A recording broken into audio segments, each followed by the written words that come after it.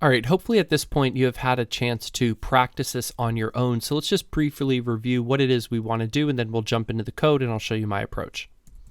Okay, so what we want to do is have a comments.php for the high level and a comment.php template working.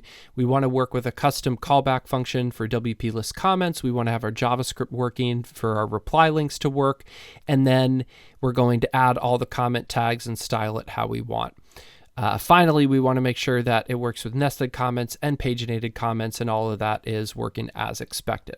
So what you're going to see here is not too surprising from what I last showed you. It's basically the same thing, but let's take a look over it one more time, just because it should make more sense now that you've had some time to practice on your own. Okay, so the first place I'm going to start off is in my single.php template, and I come down and I have my comments template. So that kicks everything off, and that's going to load my comments.php.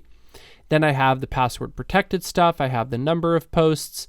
I have my callback function to WP list comments. So that's going to load my functions.php file, which we'll look at in a minute. I have my pagination set up, and I have my form or comments closed message displaying. So that's all pretty much straightforward at this point.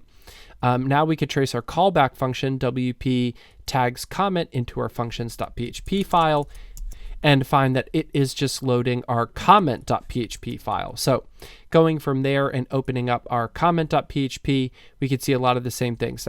The ID, the class, the avatar, the author link, again, pretty much the exact same thing that we had before. And then of course, comment reply link working, because this is a pretty standard setup. So hopefully you customized this and tweaked it a little bit from what we had seen, and yours is a little bit different, but this is a pretty straightforward base. And now that you know this, this is really helpful. And this is the kind of stuff that you basically copy and paste and set this up from site to site. And then you could jump into this comment.php and customize exactly what you want.